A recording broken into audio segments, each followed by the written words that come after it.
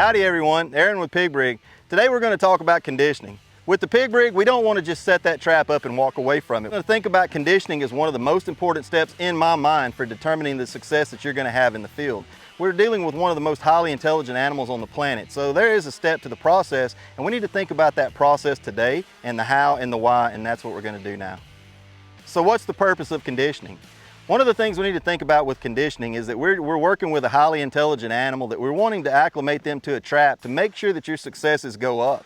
So there are some tips and techniques that we need to think about with regard to conditioning, with getting those animals acclimated to that trap location where they access that trap, thus increasing your percentages in your catch. All right everyone, what we're going to do starting off with the conditioning phase of this is, one, for me, I'm going to drive up to the trap, immediately up to the side of that trap, and I'm going to do a couple of things whenever I pull up to that trap. One, it doesn't matter if I'm in a side-by-side buggy or if I'm in a truck or if I'm in an ATV or anything of that matter. I'm going to leave the engine running. If I've got someone with me, I'm going to continue to have the conversation going. If the radio is playing, the radio is going to continue to play. A couple of the things that I don't want to do is, if I've got my favorite companion animal with me, I'm not going to let them or want them to leave any unnecessary odors in the area that could draw wariness to that pig. We're going to drive up to that trap. We're going to do that at the same time of the day. That way those animals, because of the intelligence of that animal, they're going to habituate to our activities. So what we want to do is think of the whole phase of pig trapping as an adaptive method based on the behaviors of the animal. So we set the precedent, we set what we want to do, they adapt to it, then we counter with that with our own adaptive methods moving forward.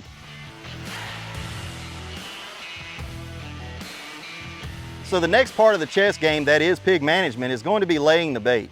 So when we think about laying the bait, obviously we're going to have a new piece of structure that's in an environment that they're not accustomed to. With our Brig going up, for me, the day that I put that Brig up, I'm going to immediately start conditioning that trap.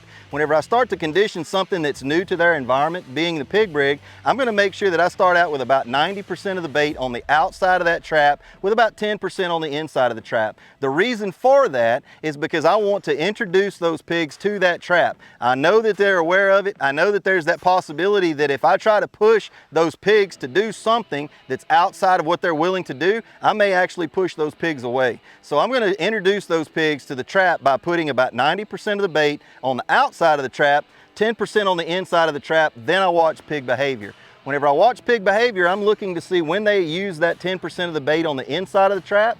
At that point, when they use that 10% of the bait on the inside of the trap, any additional baiting, 100% will be on the inside of the trap. Once that baiting is all 100% inside of the trap, then I'm going to let pig behavior tell me how long to continue the conditioning mode before I set that trap into that catch mode and move into the next phase. Some of the things that you need to think about prior to setting that trap is, one, how many pigs do you have going into that trap? What are the dynamics of the individuals accessing that trap? Is it all small animals? Do we have our big ones in there as well? If we're looking for tracks, do we only see small tracks in the trap? That could indicate obviously that our bigger animals are more reluctant, that we may need a few more days of conditioning. Another thing that we want to think about looking at too, and with regard to the animal activity inside the trap, is actually the grain on the ground itself. So if we're using a corn or a fermented corn or anything of that nature, what we want to think about is just the biology of the animal that could have left that bait there in that condition. One of the things we need to think about with regard to pigs is that whenever they chew, their jaw structure is up and down. Okay? So whenever they chew, there's little spillage out of the corners of their mouth. There will not be any evidence of any bait left on the ground if it's pigs.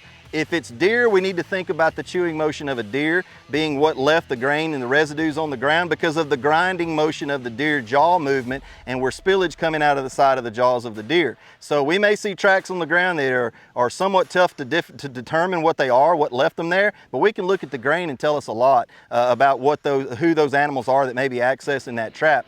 Obviously, in addition to that, if you do have a camera on that trap and evaluating those camera images there, what percentage of the sounder do we have going into that trap? A few things to kind of keep in mind. We can discuss more in detail. Just give us a call at Brig.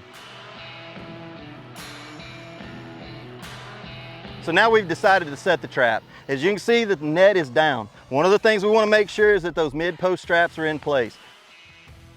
100% of the bait is on the inside of the trap with no bait within 18 inches of the skirt of the trap. So as those pigs start to push under that skirting, under that net, it's going to take them a little bit of time to access that bait. By that time, they have committed to the inside of that trap before they encounter that bait. So whenever we think about the bait on the inside of the trap, we need to think about it something that back at the conditioning phase with how many pigs did we have at the time of conditioning. That's going to dictate how much bait to use in the trap at the time of set. Check out our video on fermenting and malting, and we'll talk a little bit about how much bait you're going to need in the trap when we decide to set. So remember, it's the trap's job to catch the pigs. It's our job to make sure we get them there. So remember, stay safe, happy trapping.